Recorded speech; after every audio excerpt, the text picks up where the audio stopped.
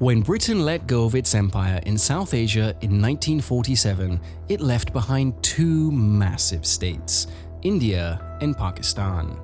Their borders were drawn along religious lines, but is geography really so simple as a line on a map? South Asia's Muslim-majority areas lay to the northwest of the subcontinent and in the northeast, the nations we know today as Pakistan and Bangladesh respectively. The British thought that such a division between India and Pakistan would minimize religious conflict.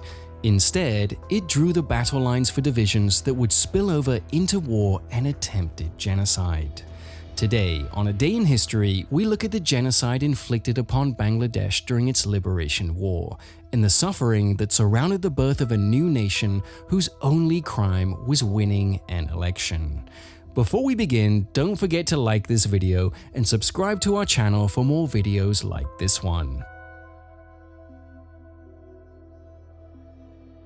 The Dominion of Pakistan came into existence in 1947.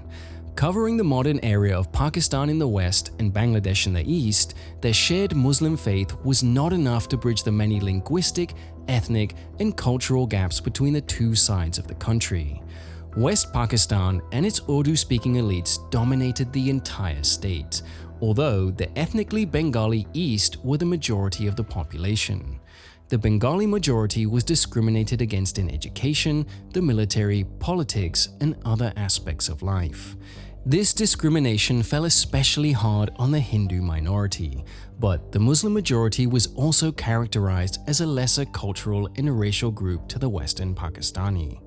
The Pakistani government also tried to suppress Bengali culture, arts, and literature as too Hindu-leaning. On top of this, economic exploitation of the East's resources with minimal return investment also created resentment, and left the East feeling more like a colony than an equal partner. Despite this, the Bengalis were reputed for their non-violence. Their discontent was funneled through democratic means, namely the Awami League (AL) under the leadership of Sheikh Mujibur Rahman, also known as Sheikh Mujib. The AL pushed for more autonomy for East Pakistan, but try as they might, the Bengalis did not get the democratic resolution they'd hoped for.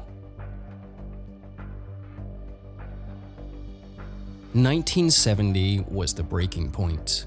Severe flooding in August and a devastating cyclone in November killed thousands in the east, but the government response was weak and incompetent. Decades of discrimination only made the government response sting more, and support for Bengali autonomy, even outright independence, surged. Things changed when Pakistan's military dictator, General Yahya Khan, allowed Pakistan's first ever democratic elections to take place in December of that year. Sheikh Mujib and the Awami League eagerly seized the opportunity to campaign and force the Pakistani government to concede to their demands for more autonomy. The Pakistani authorities had miscalculated. They believed the AL was a vocal minority.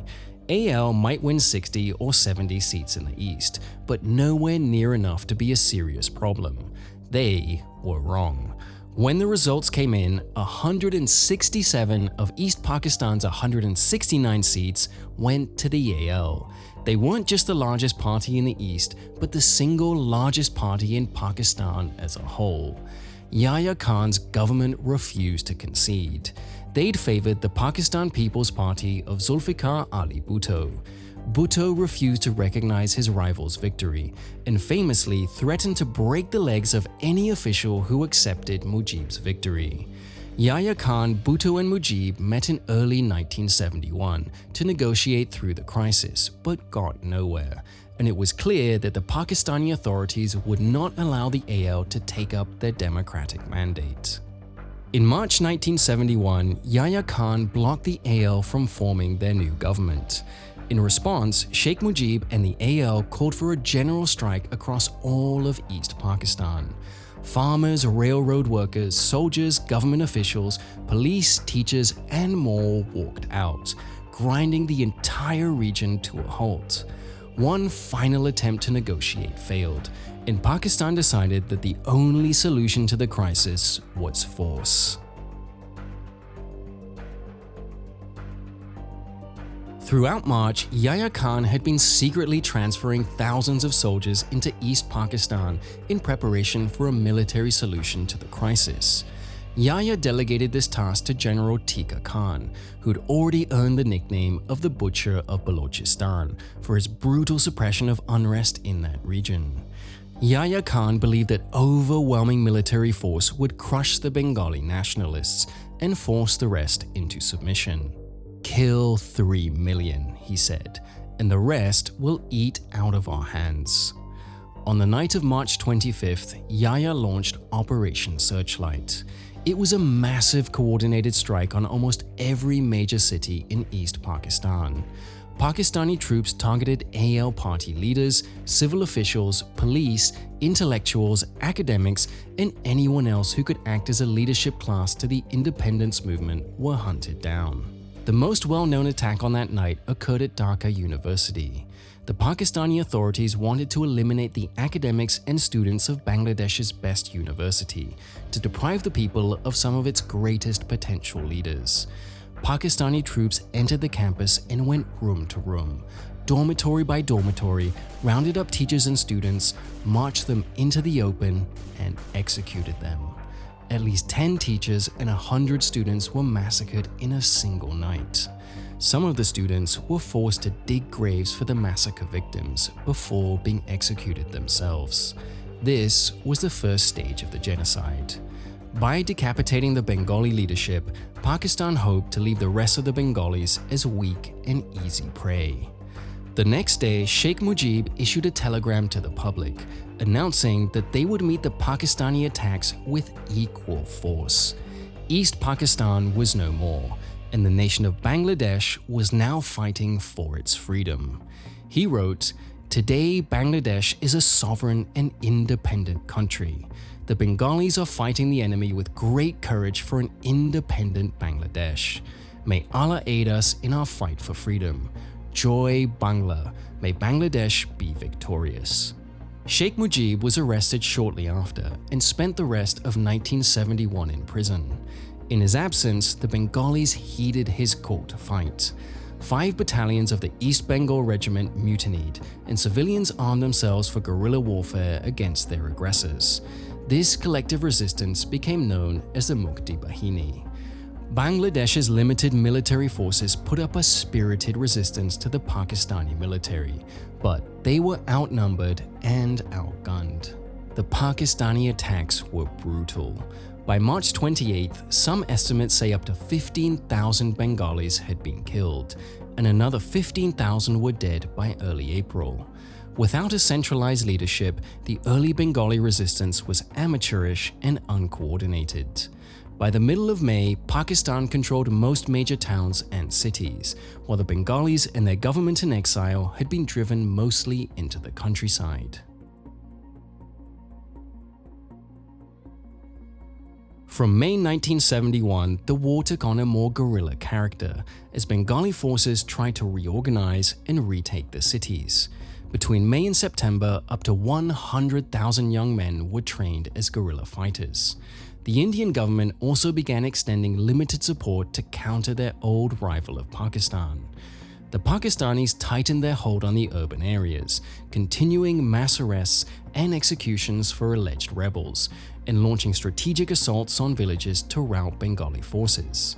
Increasingly, the Pakistanis feared that any fighting-age men were potential rebels. When they entered a village, the young men were rounded up and massacred. This left men with a choice: wait and hope the Pakistanis would spare you, or flee. If they were to be treated like rebels, many young men decided to become them, and thousands joined the guerrillas as their only hope of survival. Some in Bangladesh joined the Pakistanis too. Many of these collaborators belonged to specific ethnic groups, such as the Biharis, which led to sharp ethnic divisions that would last well beyond the war. A typical massacre occurred at the village of Borunga. On May 26, 1971, Pakistani and Allied forces entered the village in the Sylhet district, where they gathered all of the village's men outside the school. They then separated out the Hindus from the Muslims. After extorting valuables from both groups, many of the Muslims were released, but the Hindus were tied up and executed in the schoolyard. At least 78 men were gunned down. One survivor vividly recalled the massacre. Bullets from machine guns were fired at the helpless people with their hands tied at the back. There was blood everywhere, but it did not end there. To ensure everyone was dead, they set them on fire. The mass extermination of young men is a common feature of genocides. By removing the fighting population, they were simultaneously wiping out the reproducing population and ensuring that there was no one to protect the older men, women, and children who were left behind. The scale of male-focused genocide has led some scholars to characterize this as a gendercide. However, that did not mean women didn't suffer. Without men to protect their communities, women were exposed to violence from the rampaging soldiers. Rape was a systemic and organized part of Pakistan's military operations. Women and girls were assaulted en masse, sometimes in front of their families, in every village that the military entered. Part of it was simple inhuman cruelty, but it was also psychological. The attacks were psychologically damaging to the women and to any witnesses, especially since Bengali culture prized honor in female chastity. Although we can never know for certain, it's thought that at least 200,000 women and girls, from pensioners to little children, were subjected to sexual violence by Pakistani forces in 1971. The ongoing violence shocked the world and created a staggering refugee crisis. Most of them flowed into India. India was quick to throw its support behind Bangladesh. An independent Bangladesh would be a significant blow to the strength of India's old enemy, and would end Indian fears of fighting a two-front war against Pakistan. On a more practical level, 10 million Bengali refugees, most of them Hindu, poured into India in 1971. It was an unsustainable amount, and India was desperate to resolve the crisis before the problem got worse. India began courting international support for Bangladesh and campaigning for countries to withdraw support from Pakistan. The Soviet Union was quick to join India in condemning the violence and signaling its support for Bangladesh. By contrast, China and the Islamic world were firmly behind Pakistan. The Western world was somewhat divided. Officially, the US and Pakistan were tentative allies, and the Nixon administration was working hard to cultivate good relations with China. However, popular opinion in the West was firmly pro-Bangladesh, especially as videos and news reports of Pakistani violence filled Western newspapers and TV broadcasts. The Indian government was caught in a geopolitical bind. They were concerned that a military intervention would antagonize China or the US and potentially cause a cascade that could lead to a major international war. Prime Minister Indira Gandhi conducted a whirlwind diplomatic tour to Moscow, Washington, D.C., London, and elsewhere to erode support for Pakistan and clear the way for Indian involvement. She managed to persuade the Nixon administration to end military aid for Pakistan in October 1971. At the same time that a Pakistani delegation to Beijing was politely but firmly told that China would not intervene to help Pakistan if India involved itself in Bangladesh. Pakistan interpreted India's actions as a sign of aggression. They launched a preemptive strike on Indian air bases on December 3rd, but the attacks failed to inflict any significant damage. India took this as an act of war and responded with strategic strikes on Pakistan's air and naval bases the next day, which devastated Pakistan's military capabilities. Within days, Indian troops moved across the border and linked up with the Bangladeshi freedom fighters for a combined campaign to kick the Pakistanis out of Bangladesh. Their combined assault was a tremendous success. In less than 2 weeks, most of Pakistan's air force was out of commission. the Indian Navy had effectively cut off naval access between Pakistan and Bangladesh, and hundreds of towns and cities were retaken by the combined Bangladeshi Indian forces. On December 8th, the Bangladeshi and Indian forces were on the outskirts of Dhaka, and by December 16th, they had retaken the capital. Victory came at a cost. When it was clear they were going to lose, the bitter Pakistani forces took their anger out on civilians. A spike of massacres occurred in the final days of the war, as Pakistan tried to cripple the soon-to-be independent country. On the 12th, 13th, and 14th of December, hundreds of intellectuals and professionals from all sorts of occupations were killed by retreating forces. It was one final attempt to deprive the new nation of any potential leaders. The liberation forces also found evidence of the horrors Pakistan had inflicted on civilians, as they recaptured enemy positions. It was common to find captured women held in captivity in Pakistani military camps, where they'd been abused for months by the occupying forces, or to find mass graves of those the retreating forces hadn't had time to bury. Finally, on December 17, 1971, with Pakistan's military in tatters and Bangladeshi forces back in control of their cities, the two sides declared a ceasefire. Pakistani forces in Bangladesh laid down their arms, and the war and its genocide were over.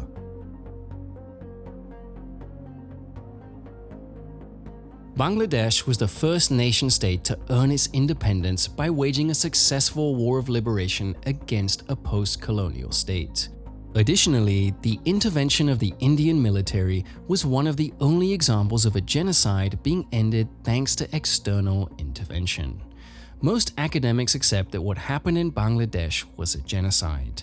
The mass targeting of ethnic leaders, the extermination of the Bengali male population, and the specific targeting of Hindu minorities within Bangladesh all meet the conditions for genocide. The death toll from the war and accompanying genocide has divided historians. A wide range between 300,000 and 500,000 is the usual estimate, but Bangladesh officially counts 3 million dead in 1971. 40 million people were displaced and millions more suffered injuries or sexual abuse. The long-term effects of the genocide are still being felt. Many rape victims were cast out of their families out of a belief that rape sullied the honor of the family, leaving an epidemic of women abandoned after 1971. The disproportionate death of men also had severe social and economic consequences, as essential jobs went undone and women were forced into the workforce to make up the shortfall. The normalization of violence and social trauma of the genocide also led to a sharp rise in violent crime that continues to this day. Additionally, the collaboration by some ethnic minorities with the Pakistani forces led to reprisal violence in the 1970s. As many as 150,000 people were killed by ethnically targeted mob violence in post-war Bangladesh for belonging to ethnicities who were all painted as collaborators. Official efforts to prosecute collaborators led to tens of thousands of detentions, although far fewer trials and even fewer convictions. As you might expect, accountability for Pakistan was non-existent. Despite the vast amount of video, documentary, and eyewitness evidence, Pakistan still denies wrongdoing.